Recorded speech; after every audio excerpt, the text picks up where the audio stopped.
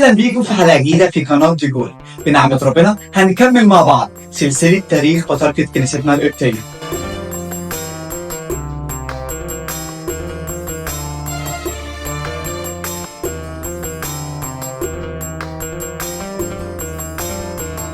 البابا ماكسيموس البطريرك ال15 اتولد في مدينة الإسكندرية من أب وأم مسيحيين علموه العلوم المسيحية والإيمان المسيحي المستقيم. ماكسيموس هو اسم لاتيني الأصل معناه العظيم، ودرس الفلسفة وكان بيلبس ملابس الفلاسفة، وكان متفوق جدا في اللغة اليونانية، ودرس في مدرسة اللاهوتية بالإسكندرية، وكان تلميذ للعلامة أوريجانوس. والبابا يراكلاس البطريرك ال13 رسمه شماس، والبابا ديونيسوس البطريرك ال14 رسمه قس، وكان شخص فصيح اللسان.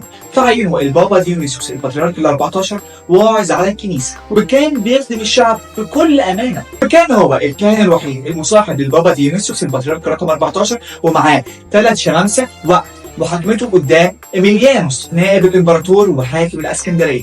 ولما اكتفى البابا ديونيسوس الكبير لصحراء ليبيا كان مع الكاهن ماكسيموس وبعض من الشمامسة، وبشروا هناك الوثنيين وقبلوا الإيمان المسيحي وتعمدوا، والشعب كان بيحبه جدا. وبعد نياحة البابا ديونيسوس البطريرك رقم 14 انتخبوا القس ماكسيموس علشان يكون بطريرك على كرسي ماري مرقس الرسول في السنة ال 12 من ملك غاليمينوس في يوم 12 هطور سنة 264 ميلادية. وفي عهد البابا ماكسيموس كان في سلام، ونار الاضطهادات اللي كانت في عصر البابا ديونيسوس هديت، فكانت فرصة ان هو يثبت الشعب على الإيمان المسيحي المستقيم. بعد مدة وصلت له رسالة من مجمع أنطاكيا المكاني بخصوص القرارات اللي اتخذها المجمع ضد بولس السموساطي وبداية، فانتهز البابا ماكسيموس الفرصة دي وقرأ رسالة على كل كاهن في الإسكندرية، وبعدها كتب رسالة لشعبه يعرفوا بسموم هذه البدع ويحذرهم منها، وكمان كتب رسالة بيحذر فيها شعبه من بدعة ماني. وماني ده معنى اسمه الرجل المجنون، وده كان عبد لأرملة غنية. الأرملة دي كان عندها ساحر، والساحر ده وقع من فوق السطح فمات.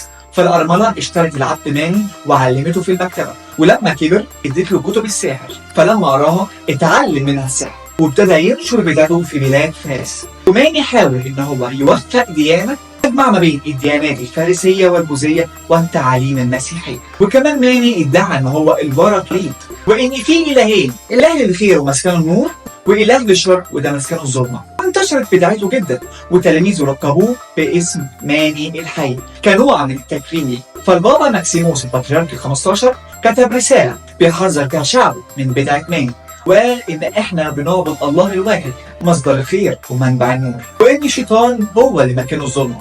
وعاصر الاباطرة الرومان فيلريان، جالينوس، كلوديوس الثاني، اولاريان. واتنيح البابا ماكسيموس البطريرك ال15 يوم 14 برمودا سنة 282 ميلادية، بعد أن جلس على كرسي ماري مرقس 18 سنة. في نسخة تانية مكتوب إن هو جلس 17 سنة و5 شهور. بركة وشفاعة البابا ماكسيموس البطريرك ال15 تكون معنا آمين.